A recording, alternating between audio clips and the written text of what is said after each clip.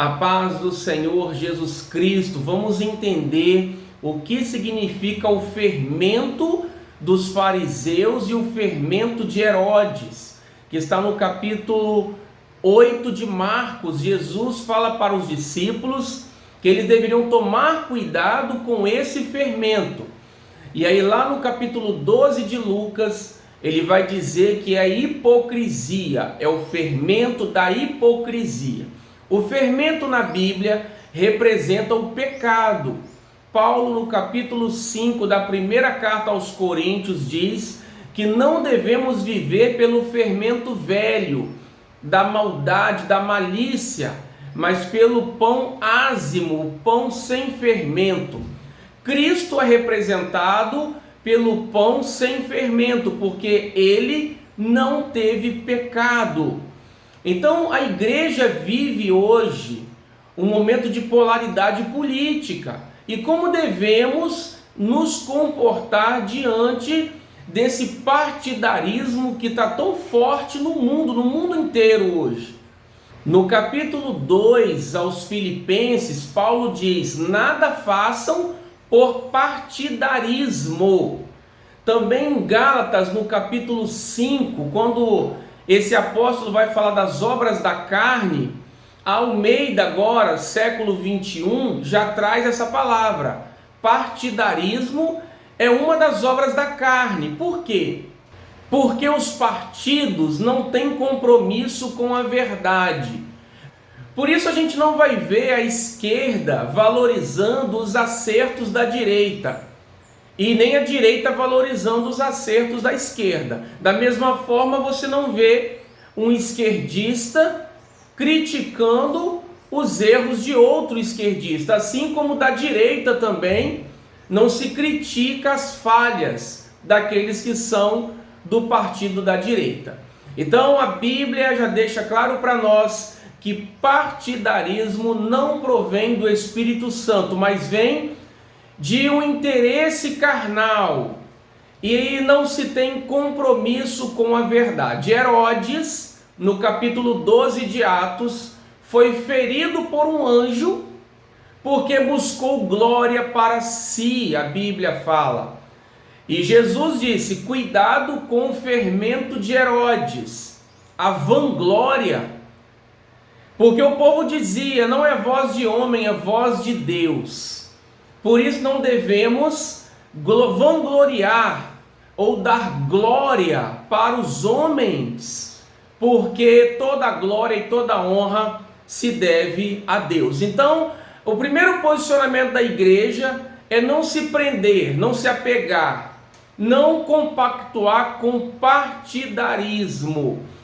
O outro ponto sobre o fermento dos fariseus, que é a hipocrisia, como está em Lucas capítulo 12, é que essa obra da carne, ela também mente, ela não tem compromisso com a verdade, a hipocrisia, não se admite um erro, uma falha.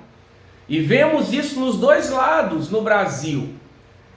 O atual presidente, que se envolveu em um ato de corrupção extrema há alguns anos, hoje não se admite esse ato, essa falha que aconteceu por parte da esquerda. Da mesma maneira, aqueles que hoje defendem o ex-presidente não admitem que ele de fato queria que outras pessoas realizassem um ato de golpe, mas ele próprio não participou do ato, mas com toda certeza queria muito que acontecesse o golpe, que ele sim queria que outras pessoas assumissem o ato para que ele não se comprometesse. Da mesma forma, o atual presidente aceitou, influenciou, permitiu que outras pessoas participassem da corrupção para que ele não assumisse o próprio ato de corrupção. Hipocrisia. A política é uma hipocrisia constante. E a igreja não está enxergando isso, ou não quer enxergar, e fica se aliançando a a partidos, a pessoas, assumindo uma briga que não pertence a ela. Paulo vai dizer no capítulo 2 da primeira carta a Timóteo que devemos orar, interceder, clamar pelos reis, por aqueles que estão revestidos de autoridade, para que tenhamos uma vida quieta e sossegada.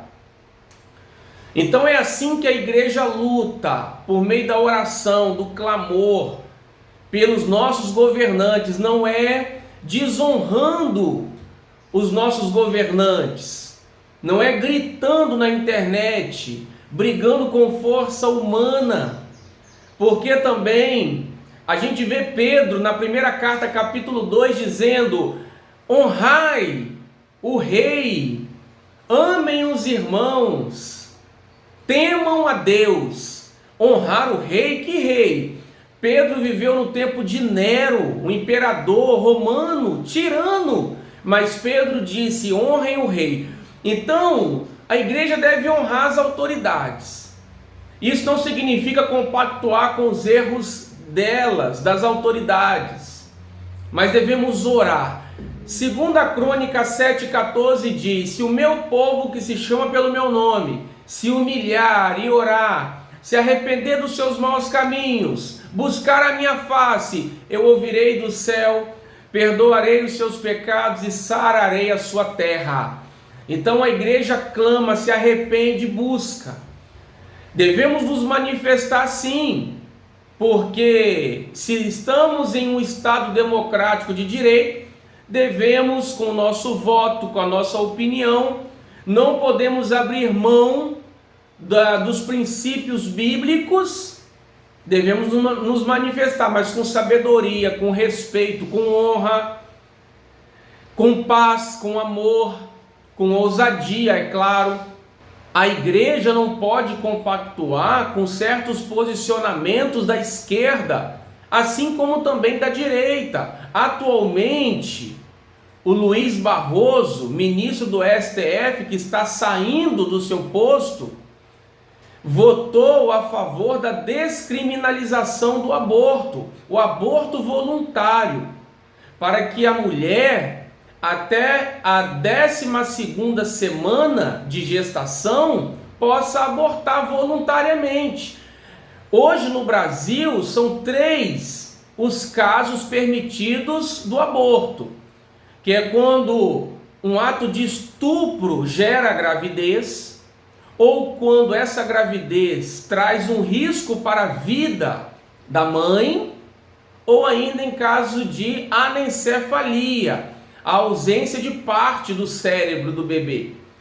Mas com essa nova decisão, se é que aconteça, do STF, uma mulher poderá abortar até a 12ª semana de maneira voluntária, por uma decisão dela. Uma pessoa casada, engravidou, mas ela decidiu que não quer bebê. Então até a 12ª semana ela pode abortar. E assim para qualquer mulher. Tomou uma decisão, um ato de fornicação e engravidou, mas que decidiu por não ter o bebê, poderá abortar. Então a Bíblia não dá esse direito ao homem de tirar uma vida dessa forma. Também a gente vê as armas sendo promovidas pelo ex-presidente do Brasil e a igreja aplaudindo o uso de arma, do porte de arma. Uma vez que Jesus repreendeu Pedro quando ele corta a orelha de Malco, lá no capítulo 18 de João, a gente vê Jesus repreendendo no capítulo 26 de Mateus. Ele diz: aquele que ferir, que matar pela espada morrerá. Ah, mas Jesus, ele permitiu o uso da espada. Em Lucas 22, Jesus mandou comprar a espada, vender a capa para comprar a espada. Mas ali Jesus deixa claro que foi para que se cumprisse o que havia sido escrito a respeito dele, que com os malfeitores ele foi contado. Então por isso Jesus permitiu que se comprasse espadas, mas não era para ser utilizadas, porque Jesus repreendeu Pedro dizendo que aquele que ferir por espada ou matar também será morto pela espada. Por isso nós não podemos compactuar com o uso de arma por pessoas que não estão preparadas para isso. Mas a igreja, ela está se apropriando, ela está se aliançando com o partidarismo, dando glória a homens, e a Bíblia não nos dá esse direito. Por isso eu digo para você, fique com a verdade, fique com a palavra e deixe Deus trabalhar. Lute com as armas da nossa milícia, que não são carnais, mas poderosas em Deus para a destruição das fortalezas. As armas do cristão, do crente, é a espada da verdade, que é a palavra de Deus.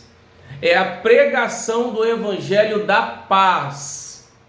O crente deve orar. Nós vimos aqui, ore por reis, por aqueles que estão revestidos de autoridade, para que vocês tenham uma vida quieta e sossegada.